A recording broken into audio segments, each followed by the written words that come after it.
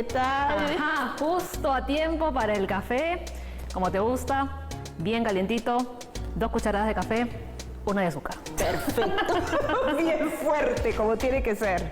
Para que te levantes, porque si no, nos da más pereza empezar el día. Sí, además con el cambio de clima ya el friecito siempre requiere más motivaciones externas para poder trabajar y hacer todo lo que corresponde. Bueno, te cuento que he estado investigando sobre un servicio que habilitó el año pasado el Ministerio de la Mujer y Poblaciones Vulnerables que se llama Mi 60 Más, que brinda atención integral a los adultos mayores que se encuentran en estado de abandono. Seguramente tú ya lo habías escuchado. Sí, he escuchado algo y además de las iniciativas locales que conocimos. ¿Recuerdas cuando inició todo el periodo de estado de emergencia, la gran cantidad de personas adultas mayores que estaban en situación de abandono y que la Municipalidad de Lima empezó a albergar, ¿no? Claro, en la Plaza de Toros, que se convirtió en la Casa de Todos y que hoy en día ya cuentan con su propio albergue. Así es. Y entonces tenemos también una instancia desde el Ministerio de la Mujer. Sí, me interesa mucho porque aquí trabaja un equipo multidisciplinario de psicólogos, trabajadores sociales y abogados.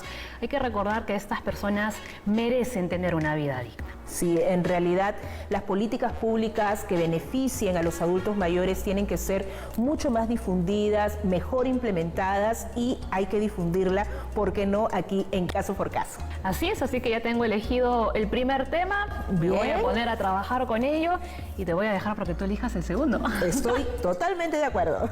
A ver, vamos a ver, ¿ya?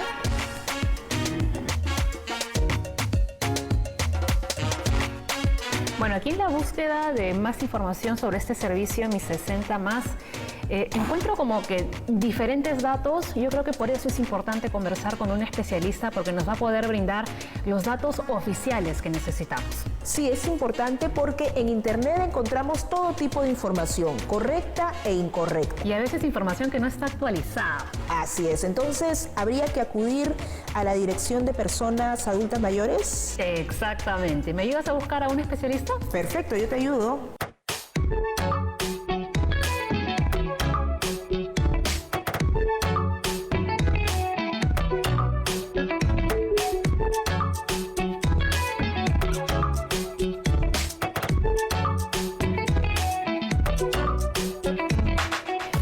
Tenías toda la razón. La especialista que me va a recibir es Catherine Castillo, directora de la Dirección de Personas Adultas Mayores del Ministerio de la Mujer y Poblaciones Vulnerables. Muy bien, entonces, ¿ya vas a hacer la entrevista? ¿Ya coordinaste? Sí, ya hemos quedado. De hecho, voy arreglando mis cosas para que no se me haga tarde y llegar a tiempo como debe ser. Como corresponde. Ya luego te llamo para contarte todo lo que me ha dicho y a ver de qué forma podemos orientar de la mejor manera a nuestros televidentes. Entonces sabremos más de Mi 60 Más. Por supuesto. Bueno, te veo luego. Ya.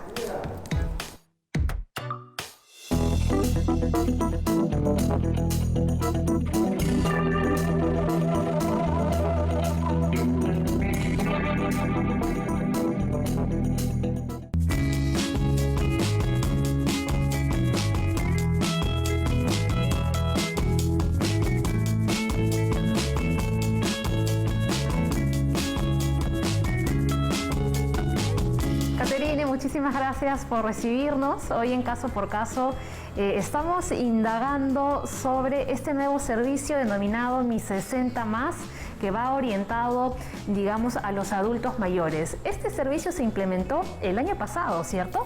Así es, el año pasado, justo en los inicios de la pandemia, es que nace el servicio Mi 60 Más, ¿no? Ha tenido un avance muy rápido, ya que justo su creación fue en un momento muy oportuno. Y ya hemos contado con un número alto de atenciones, más de 2.400 atenciones entre el año 2020 y 2021 y más de 700 resoluciones directorales de medidas de protección emitidas. ¿En qué consiste el servicio Mi 60 Más? El servicio Mi 60 Más tiene, englobándolo, 4 fases. Una primera fase de identificación del caso. Luego tenemos una etapa de evaluación propiamente, luego viene el otorgamiento de la medida de protección que sea resultado de esta evaluación y finalmente un seguimiento posterior, ¿no?, a la implementación de esas medidas de protección en favor de los derechos de la persona adulta mayor. Claro, eso justamente es lo que iba a comentar, ¿no? Aquí lo que se busca es preservar los derechos de los adultos mayores. ¿Qué es lo que dice esta ley? Así es, buscamos principalmente la restitución de sus derechos.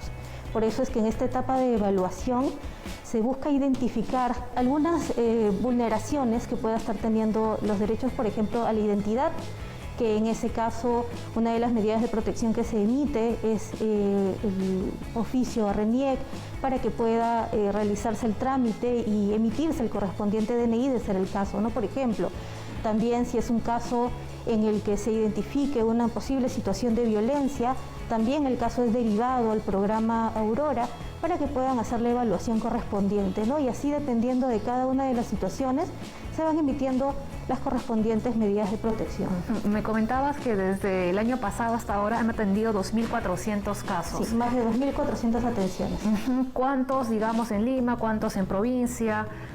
¿O todos en Lima? No. El servicio, si bien tiene 2 sedes, actualmente tenemos una sede en la ciudad de Lima, que atiende directamente casos de Lima y Callao. También tenemos otra sede en la ciudad de Chimbote.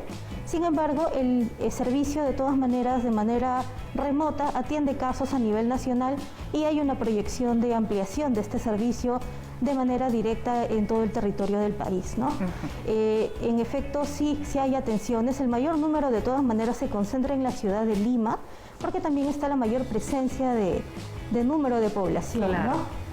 ¿Se tiene pensado ampliar el servicio a otras regiones? Está pensado ampliarse. Este año, lamentablemente por temas de pandemia, es que se ha frenado un poco esa ampliación, pero de todas maneras está en los planes cercanos del Ministerio.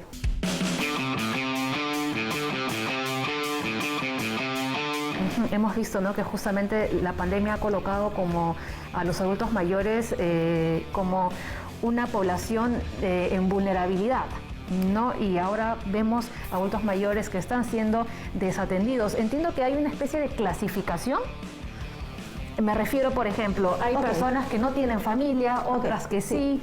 ¿Qué ocurre en esos casos? Parte de esa identificación y evaluación que realiza el equipo de Mi 60 Más también consiste en identificar la situación de riesgo en la que pueda estar esta persona adulta mayor, ¿no? Ahí tenemos la situación de pobreza o pobreza extrema, luego también tenemos la condición de dependencia o fragilidad que pueda tener la persona, y también tenemos el caso de que sea víctima de violencia. Si una persona, digamos, ha sido víctima de violencia por parte de sus familiares, nadie se puede hacer cargo de ella, ¿pasa a un albergue?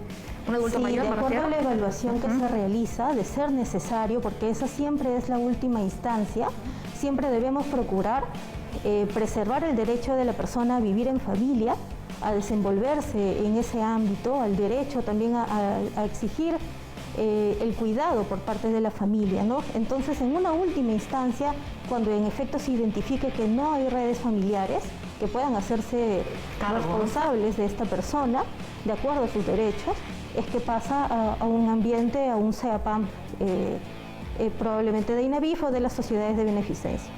Y, digamos, van a quedar ahí estos adultos mayores. Reciben un cuidado integral, sin embargo, en atención a la fase de seguimiento de la resolución directoral, podría variar en algún momento dependiendo de alguna característica o condición que pueda presentarse, ¿no? Ya, entiendo que entre los servicios que les brinda está la atención médica, psicológica, social. Parte de esa evaluación comprende una atención multidisciplinaria. Para poder tener ese resultado necesitamos hacer estas evaluaciones y recibe atención psicológica, recibe evaluación psicológica, evaluación también de un trabajador social, atención médica de necesitarla y finalmente también legal.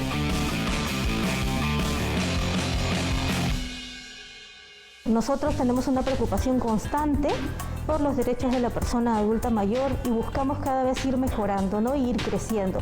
Este servicio va a ir llegando a toda la población a nivel nacional.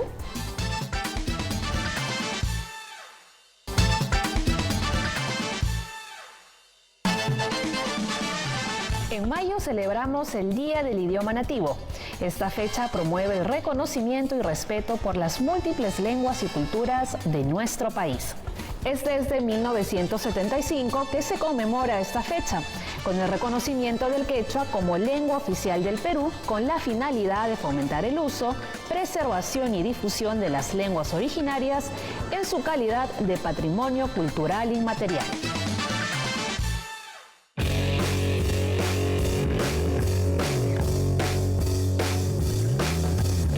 La persona adulta mayor, de acuerdo a la ley 3490, ley de la persona adulta mayor, es cualquier persona de 60 años a más.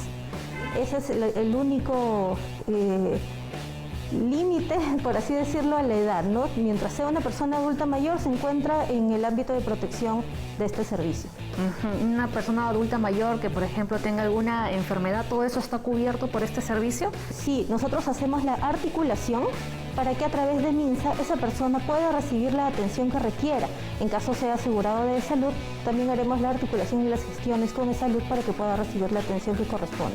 Me comentabas que la última instancia era que un adulto mayor llegue a un albergue, porque aquí también lo que se trata es de reinsertarlo nuevamente en su familia, o en el caso de que una persona se pueda hacer responsable, ¿no? ¿Hay algún seguimiento en este caso? Sí. ¿O durante cuánto tiempo se hace este seguimiento para velar de que este adulto mayor realmente esté bien cuidado? Sí, no hay un límite exacto a ese seguimiento. En realidad, como el servicio tiene implementado desde el año 2020, nosotros continuamos dando seguimiento a los casos, a toda la totalidad de casos. Y también en los casos en los que ingresa a un centro de INAVIF, a un CEAPAM o de la beneficencia, de las sociedades de beneficencia, también se continúa con este seguimiento. Si una persona es testigo de que se están vulnerando los derechos de algún adulto mayor, ¿a dónde puede llamar o a quién podría dirigirse? Sí, tienen a su disposición la línea 100. También está el correo mi60mas@min.gov.pe y también a través de las redes del Ministerio de la Mujer y Poblaciones Vulnerables. Perfecto, Caterine. ¿Algo más que nos quieras comentar acerca de este servicio? Bueno, nosotros tenemos una preocupación constante por los derechos de la persona adulta mayor y buscamos cada vez ir mejorando, ¿no? Y ir creciendo. Este servicio va a ir llegando a toda la población a nivel nacional. Y también ya ha recibido incluso de manera muy rápida 2 premios en el año 2020, en diciembre. Así es, fue premiado por buenas prácticas de gestión pública y también recibió un premio de la OEA. Entonces eso nos enorgullece porque a pesar del corto tiempo que ya ha tenido en su implementación, ya podemos ver muy buenos resultados y también se puede ver en esas medidas de protección que ya han podido ser emitidas. Ahora, entiendo también que aquí lo interesante es mantener activos a los adultos mayores. ¿Hay talleres en los que ellos, digamos, puedan hacer diversas cosas? Así es, sí. Dentro de los CEAPAM, de la configuración de los centros de atención de personas adultas mayores, existen actividades de recreación dependiendo del perfil de cada persona adulta mayor. También hay servicios y actividades que se brindan a través de los CIAM que pertenecen a los gobiernos locales. Y sí, el objetivo es que tengamos un adulto mayor que conserve su autonomía, que pueda participar de manera activa de la sociedad y hacer pleno uso y disfrute de sus derechos. Por supuesto. Caterine, muchísimas gracias por haber estado en Caso por Caso. Muchas gracias.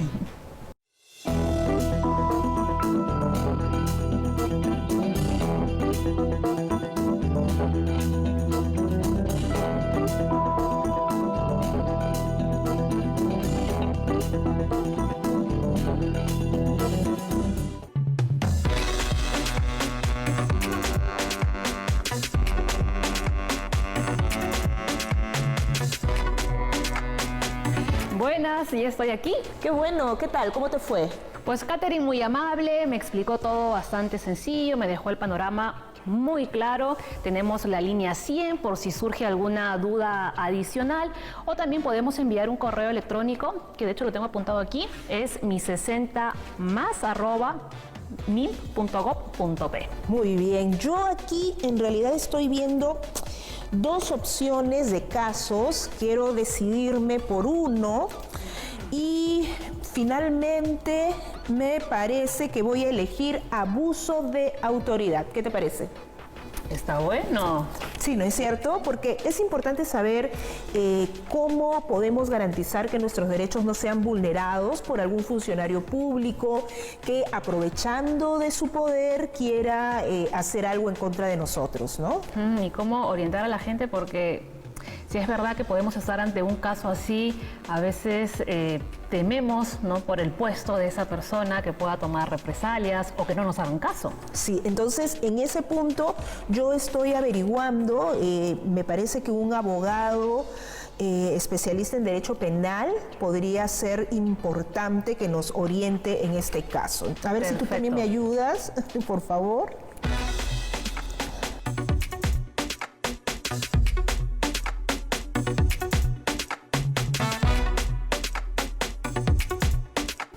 Ya, lo tengo. Encontré a tu abogado penalista. A ver, ¿quién es? Se llama Diego Collantes. Le voy a hacer una foto al contacto y te lo estoy pasando en este momento al WhatsApp. Ahí está. ¿Te llegó? Me llegó la información. ¡Que Perfecto. viva la tecnología! ¡Que viva, que viva! Muy bien, entonces esta es la persona indicada para hacerle las consultas. Yo me contacto con él inmediatamente y me voy a hacer las entrevistas. Perfecto. A ver... Yo seguiré buscando a ver qué otro caso podemos tomar.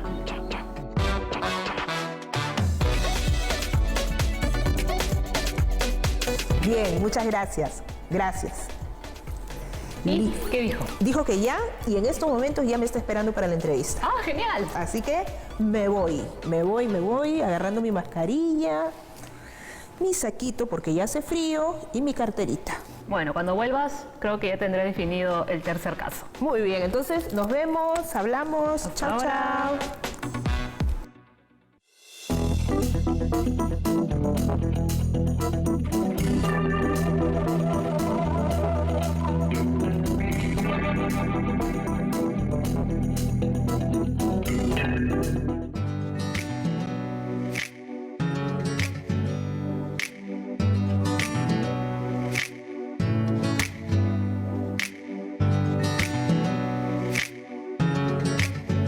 Doctor Diego Collantes, hoy en Caso por Caso queremos hablar sobre abuso de autoridad y por eso estamos recurriendo a usted para que nos absuelva todas nuestras dudas. ¿Cómo está? Bienvenido. Bien, gracias. El gusto es mío. Gracias por la oportunidad de poder explicarle a todos los que nos van a ver y escuchar de qué trata este delito y cuáles son sus fundamentos. Primero empecemos conceptualizando el delito, ¿no? ¿A qué nos estamos refiriendo con abuso de autoridad y quiénes serían las personas que podrían incurrir en este delito?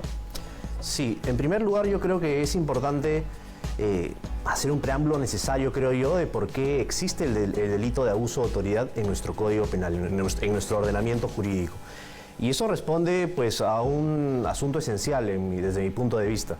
Y tiene que ver con que el derecho, en muchos sentidos, en muchas de sus facetas, es un sistema que intenta limitar el ejercicio del poder. En este caso, el poder público, cuando hablamos del delito de abuso de autoridad.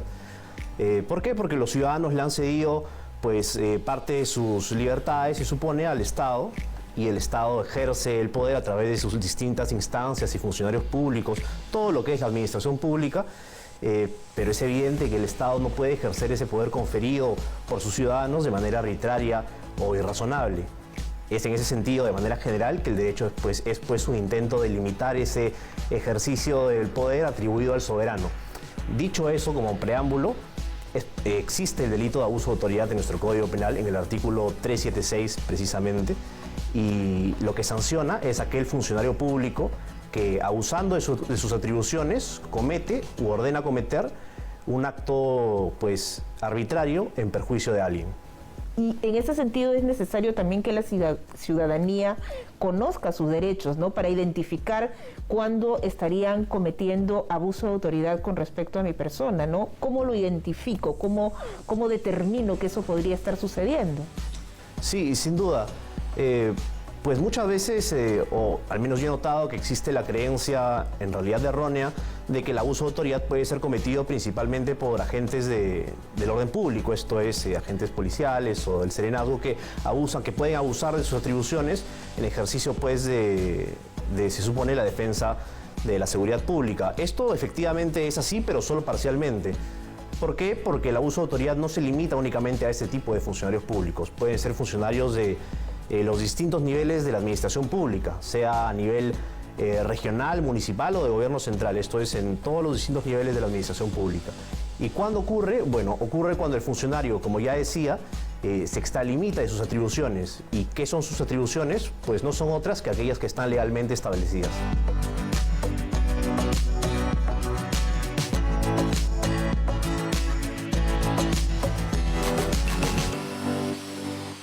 Si el ciudadano considera que se han vulnerado sus derechos, no tiene por qué necesariamente en ese momento, quiero decir, al momento de la interposición de la denuncia, saber cuál es la norma específica que se ha vulnerado, porque para eso está el Ministerio Público.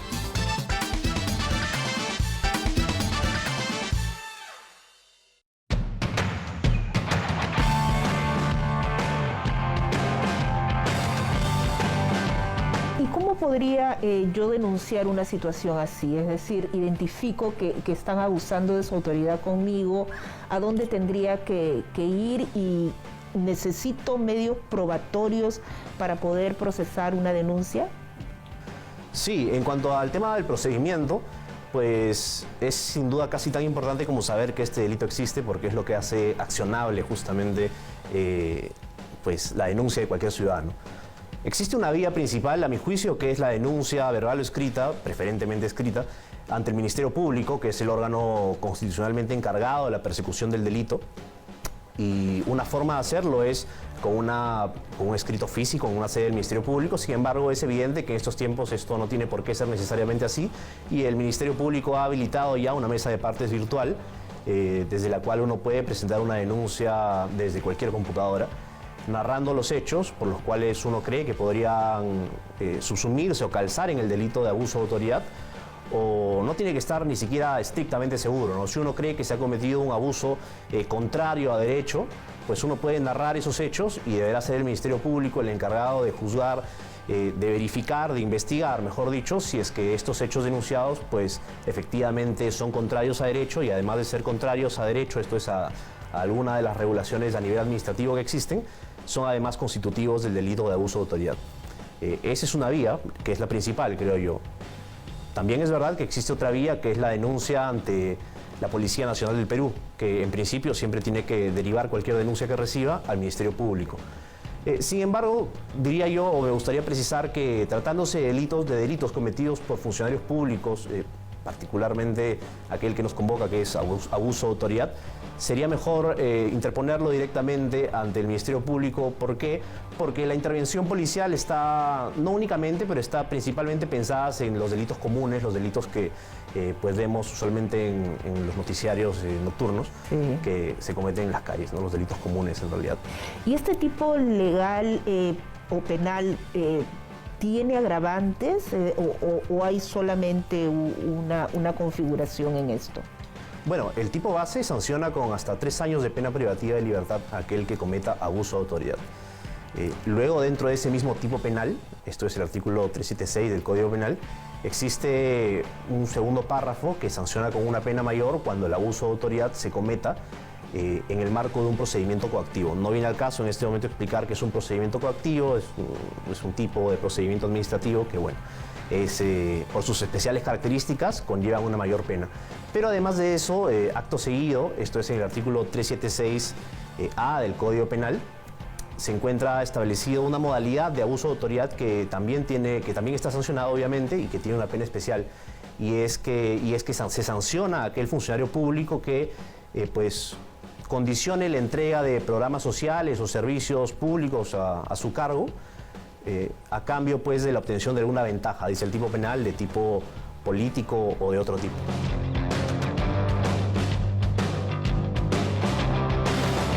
Si un funcionario dentro de su propia institución abusa de su personal, ¿también está dentro de este tipo penal o sería ya otro?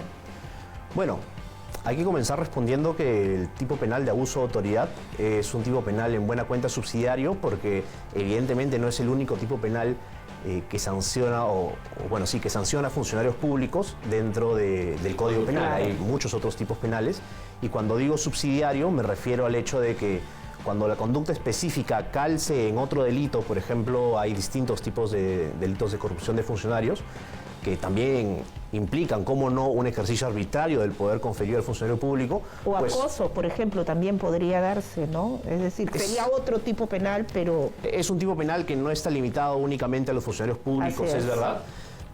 Pero justamente, como decía, cuando exista un tipo penal específico, pues se preferirá ese tipo penal. Y cuando no calce dentro de uno de estos tipos penales específicos, pues estará el tipo más abierto por su redacción y características, que es el tipo penal de abuso de autoridad, en donde, como decía, se sanciona a cualquier funcionario público que, abusando de sus atribuciones, ¿y cuáles son sus atribuciones? Pues son aquellas que la ley establece, cause perjuicio a alguien a través de un acto arbitrario. Y en la práctica, ¿qué tanto demora un proceso de este tipo? ¿Es realmente viable? Porque sabemos que hay situaciones que son más complejas, ¿no? En este caso, ¿cómo se hace este procedimiento? Bueno, sin duda el tiempo que demoran los procesos, las investigaciones y procesos penales y en general la administración de justicia en el Perú no ha dejado de ser un problema que sigue siendo una tarea pendiente.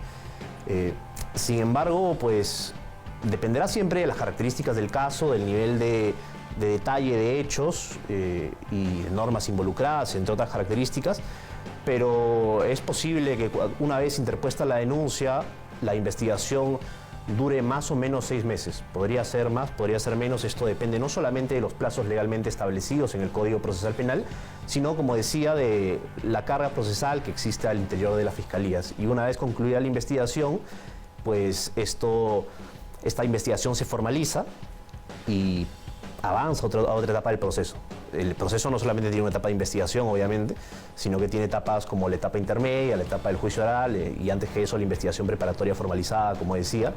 Y esto sin duda puede ser variable, cada etapa tiene sus propios plazos. El tema de los medios probatorios es relevante, por ejemplo, tener algún tipo de grabación, algún tipo de video, audio, o no necesariamente es muy determinante. Bueno, como regla general y como principio, pues siempre es importante contar con medios probatorios en el derecho, para lo que sea, y no solo el derecho penal.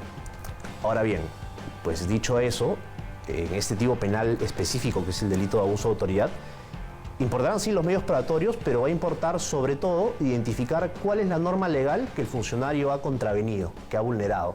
¿Qué estoy denunciando, no? Es decir, ¿qué es lo que está pasando? ¿Qué está infringiendo? Que está infringiendo, efectivamente. Ahora, hay que tener cierta cautela con eso porque el funcionario, o mejor dicho, el ciudadano común, el ciudadano a pie, podría pensar, bueno, yo no soy un experto en derecho y cómo voy a saber yo cuál de todas las cientos de miles de normas que componen la administración pública habrá infringido este funcionario. Pese a eso, yo me siento abusado de mis derechos. Entonces, es por eso que ya decía hace unos momentos que si el ciudadano considera que pues, se han vulnerado sus derechos, no tiene por qué necesariamente en ese momento, quiero decir, al momento de la interposición de la denuncia, saber cuál es la norma específica que se ha vulnerado, porque para eso está el Ministerio Público.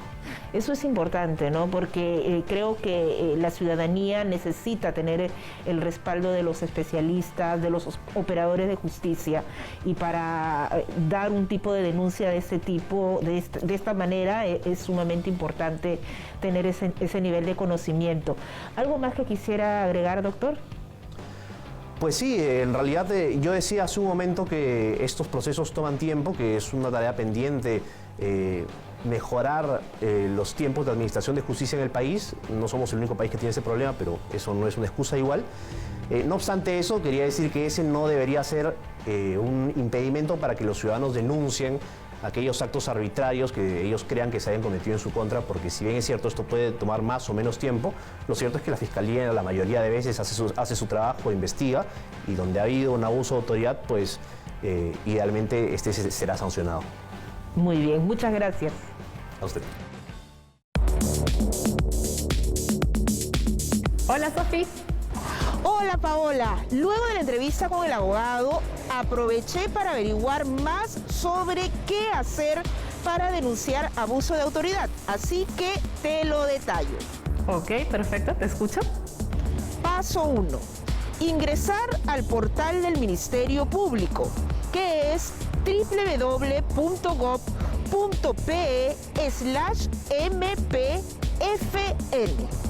Paso 2. Deberás buscar la opción presentar denuncia ante el Ministerio Público. De no encontrarla, deberás buscar las páginas de orientación. Una vez encontrada, haces clic en iniciar el trámite. Paso 3. Deberás buscar la opción ingresar denuncia por web. Si estás de acuerdo con las opciones que te dan, le haces clic en el recuadro. Paso 4. A continuación deberás seleccionar el documento de identidad que tengas. Además, colocar el nombre de tu padre, madre y copiar el código de seguridad que aparece en la página. Y le das clic a validar. Paso 5. Una vez validada la información, debes ingresar los datos de contacto. Ingresar también el nombre de la institución, la fecha aproximada en la cual ocurrió el hecho y no olvides detallar quién es la persona que está haciendo la denuncia. La descripción la elaboras en un texto de no más de 4.000 palabras y luego de comprobar que todo está ok, haces clic y ya se ingresa tu denuncia. Perfecto. Gracias, Sofi. Bien, Paola, entonces ya todo detallado sobre abuso de autoridad. Yo termino acá y estoy rapidito ya en la oficina. Nos vemos. Súper la información. Gracias. Nos vemos aquí.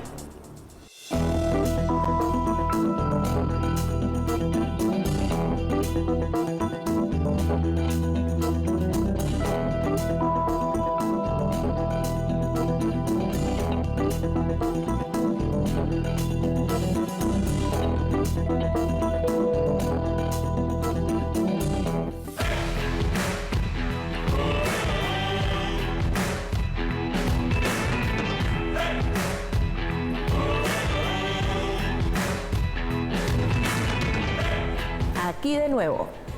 ¿Qué tal? Muy bien, día productivo. Y mira, antes te decía que vive la tecnología, pero también hay algo malo con la tecnología.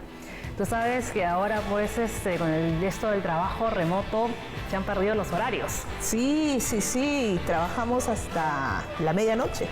Claro, o sea, no tenemos un horario establecido como antes, no horario de oficina de 8 a 5, de 9 a 6. Ahora tenemos que depender de ese teléfono todo el santo día porque en cualquier momento nos puede llegar un correo, un WhatsApp o lo que sea. Sí, no debemos darle tanto tiempo a la tecnología, ¿quieres decir? ¿O por dónde iría el tema? Lo que quiero decir es que existe un derecho a la desconexión digital. ¿Qué te parece? Ah, mira, apuntar el derecho, por favor. Porque como te digo, todo esto ha comenzado con el trabajo remoto a consecuencia de la pandemia. Claro que sí. Y en realidad es por nuestra salud, ¿no? Nuestra salud mental, nuestra salud física. No podemos estar conectados de las 24 horas 23, ¿no? Porque obviamente va a mellar en nuestra posibilidad de producción, incluso en nuestra tranquilidad, nuestra estabilidad emocional. Y este problema que ha surgido con el trabajo remoto, que no nos permite una desconexión, ya ha sido regulado en países como España, Chile y Argentina, y por supuesto en el Perú también.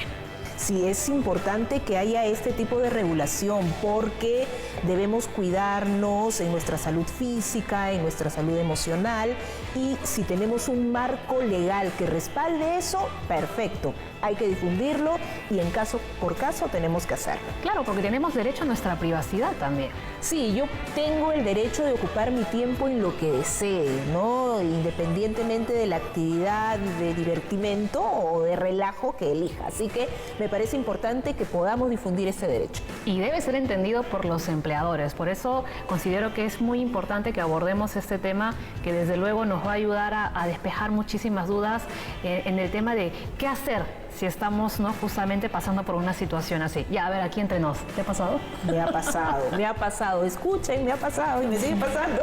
Sí. Mira, solo en el año 2020 habían cerca de 250.000 trabajadores bajo la modalidad remota. Quisiera saber cuántos van ya en el 2021. Sí, y la verdad es importante saberlo porque como comentábamos, nuestra salud física, nuestra salud emocional debe ser totalmente cuidada y además uno de los temas en pandemia ha sido la mayor carga laboral que tienen, por ejemplo, las mujeres, ¿no? Donde todavía en nuestras familias pueden haber relaciones más machistas, hay más trabajo. Imagínate, el trabajo de la casa, el trabajo de la calle y que no esté regulado. Claro, nos imagínate, afectaría lo que más. dices tú, trabajo de casa, trabajo de los hijos, porque con eso también de la escuela virtual, los padres se han convertido en profesores Así es, casi, ¿no? así Entonces, es.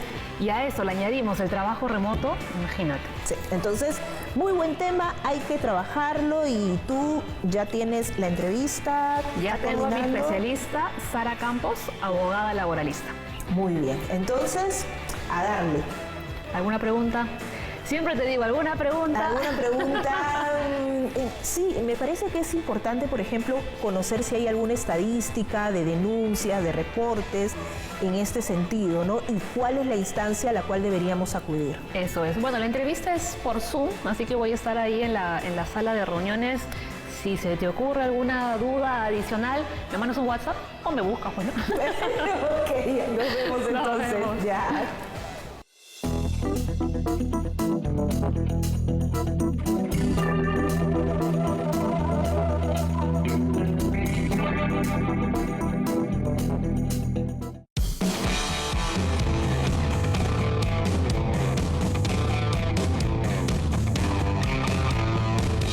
Hola Sara, ¿cómo estás? Muchísimas gracias por recibirnos.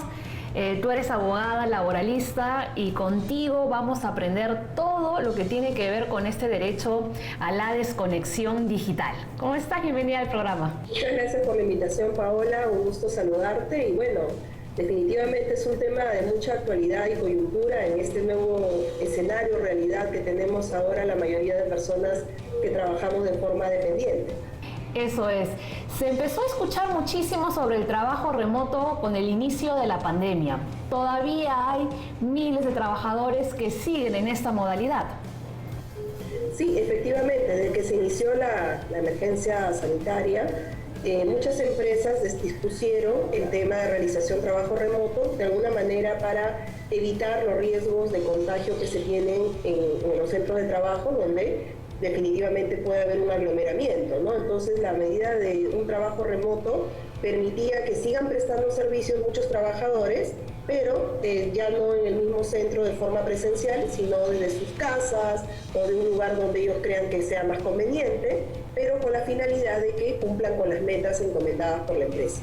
Claro, pero eso generó también un pequeño problema, no sé si pequeño o grande, porque si bien uno estaba en casa cumpliendo con sus obligaciones laborales, esto, digamos, hizo que se pierdan los horarios de trabajo, ¿verdad? Sí, la verdad es que, mira, ya existía una normativa anterior a toda esta pandemia, que es la Ley de Discriminación Salarial, que establecía que los empleadores debían promover iniciativas para conciliar la vida laboral con la vida familiar, que es muy importante para efectos, sobre todo, o con mayor incidencia para las mujeres trabajadoras, ¿no?, que tienen carga familiar y que de pronto algunas actividades podrían hacer desde casa con algunos días presenciales y de esta manera pues no quebrar a veces las relaciones familiares en el hogar. Sin embargo, con la emergencia sanitaria, ¿no?, se estableció ya como obligatoria el trabajo remoto y en actividades que no se pudieran o labores que no se pudieran, una licencia con goce. Sin embargo, este trabajo remoto no tenía ninguna regulación, era ilimitado, es decir, yo en cualquier día de la semana tenía que estar a disposición del empleador, sea sábado, domingo, feriado, los horarios también, no se dijo nada al respecto, entonces podías terminar trabajando más de 12 horas o podías estar trabajando en días de descanso, entonces era necesaria una regulación, ¿no?, salvo algunas excepciones como personal de dirección o fiscalización inmediata, que también te lo puedo explicar, pero definitivamente el trabajo remoto ha sido una medida importante para poder continuar con los servicios, pero hay que tener algunos límites en cuanto a tiempo, ¿no? Y esta regulación que comentas se aprobó el año pasado. Así es, en plena pandemia o emergencia sanitaria se estableció que todo trabajador tenía derecho a una desconexión digital, ¿no?, que en buenos términos o de manera más, digamos, clara, significa que durante los periodos de descanso o horarios fuera de la jornada de trabajo, o en días de descanso, o en días feriados, o días de vacaciones, el trabajador tiene derecho a desconectarse digitalmente. Quiere decir que no debería tener algún tipo de coordinación, un tipo de encargo, realizar labores o hacer tareas que normalmente se hacen dentro del horario. Eso es en buena cuenta la desconexión digital. Hay situaciones en las que yo sí creo que esta desconexión digital debería tener sus excepciones y no, obviamente, no hacerlo la regla. Sin embargo, ante SUNAFIL, durante que empezó la pandemia, se han recibido aproximadamente 81 denuncias sobre la indebida utilización del trabajo remoto.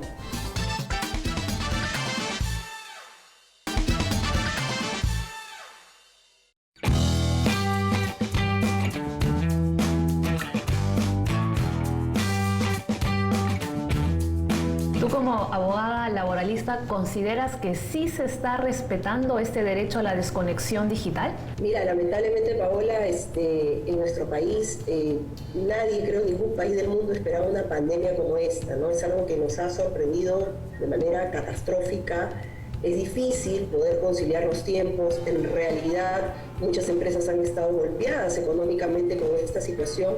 Entonces, cumplir estrictamente el tiempo de conexión digital a veces es un poco complicado, depende mucho de qué actividad. Por ejemplo, hay empresas que se dedican a brindar soporte a los cajeros electrónicos, a los cajeros, digamos, que están en las calles. ¿Tú te imaginas si en la madrugada pasa un problema de fraude, de querer robarlo, de querer intentar hacer algo? ¿Cómo no llamar a mi persona especialista en sistemas a esa hora si estoy de por medio de que de pronto me venga una demanda, una denuncia importante? Entonces, en esos casos, la normativa dice, en situaciones de fuerza mayor o fortuito, yo podría romper la desconexión digital como el que te estoy poniendo, ¿no? Hay situaciones en las que yo sí creo que esta desconexión digital debería tener sus excepciones y no, obviamente, no hacerlo la regla. Sin embargo, ante SUNAFIL, durante que empezó la pandemia, se han recibido aproximadamente 81 denuncias sobre la indebida utilización del trabajo remoto. ¿Qué quiere decir? Que estando yo fuera de mi jornada, me han estado exigiendo cumplir labores, mandar reportes, mandar informes que me los pueden pedir dentro del horario y lo han hecho fuera, o me han estado llamando el día sábado o domingo, que son mis días de descanso. Entonces, esas situaciones sí son denunciables porque, evidentemente, así como se le exige al trabajador estar a disposición durante la jornada, el empleador también tiene que respetar los tiempos de descanso, ¿no? Claro, ¿estas 81 denuncias que mencionas son a nivel nacional o solo se han registrado aquí en Lima? SUNAFIL, Lima. Ajá, SUNAFIL, Lima. solo en Lima. Y lo que están más demandando no tanto es la utilización indebida de trabajo remoto, de que no me dieron el internet, no, sino el tema de sobretiempos. O sea, ellos piden, quiero que me reconozca sobretiempo. Está bien, yo trabajo fuera de la hora, pero por favor me paga mi sobretiempo, me lo compensas con descanso. Entonces ahí la SUNAFIL ha intervenido y le ha dicho a las empresas, acredítame el pago de estos sobretiempos porque, según la información proporcionada por el trabajador, ha estado trabajando, ¿no?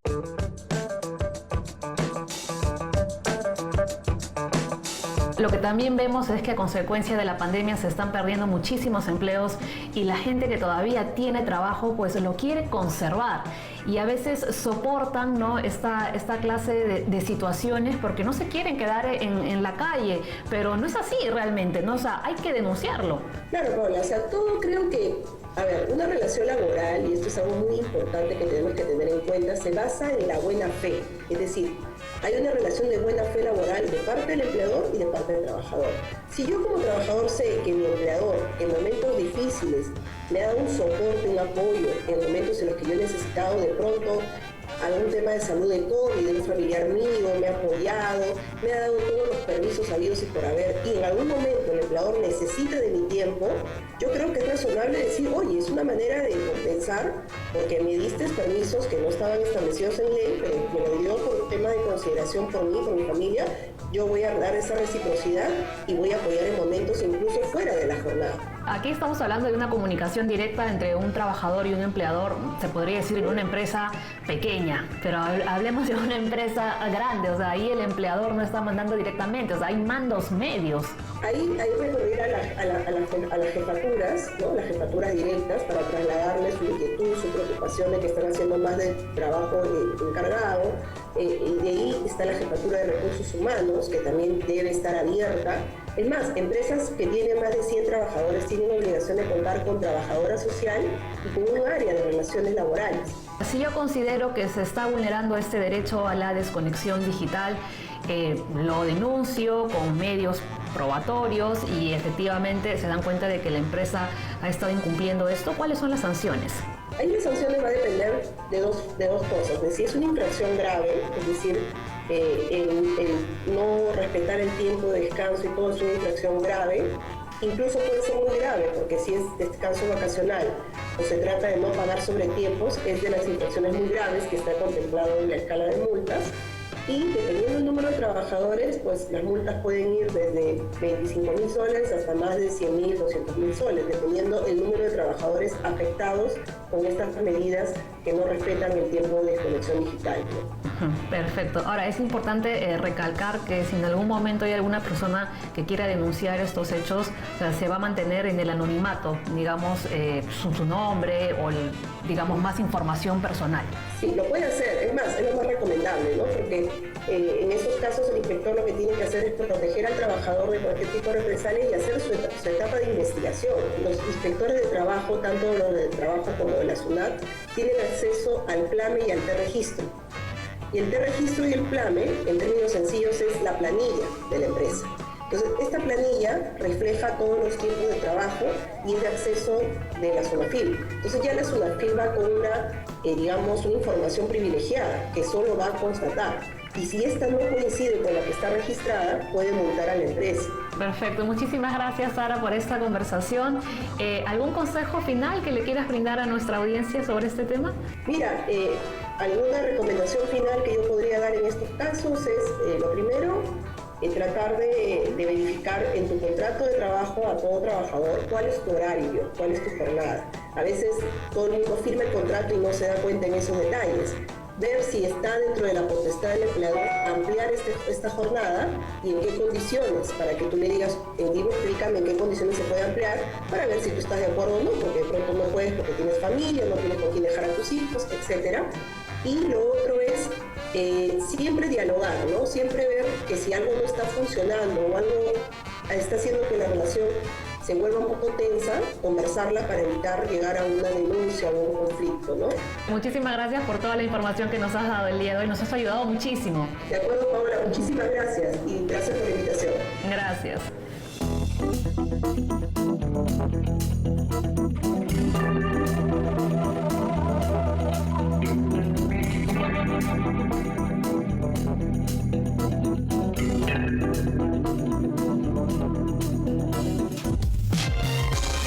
Muy bien, con esta entrevista finalizamos el programa de hoy. Lo que pensábamos, los trabajadores peruanos también tenemos derecho a la desconexión digital y los empleadores tienen que respetar ese derecho. Bueno, en la práctica ya sabemos, ¿no? Muchos de ellos piensan que nos pueden escribir a cualquier hora porque como estamos en casa, estamos disponibles siempre. Así es importante lo que dices y sobre todo porque le hemos podido brindar orientación a nuestros y nuestras televidentes. Además, hemos hablado sobre el delito de abuso de autoridad, que está también tipificado en nuestro Código Penal y considera cuando hay abuso por parte de un funcionario público en contra de una persona. Entonces, mucho cuidado con cometer este delito y nosotros ya sabemos cómo podemos denunciarlo. También hemos conocido todo sobre el servicio Mi 60 Más del Ministerio de la Mujer y Poblaciones Vulnerables. Es un servicio que brinda atención integral a los adultos mayores que se encuentran en estado de vulnerabilidad. Si usted ve a un adulto mayor en la calle que se encuentra en esta situación, no dude en llamar a la línea 100.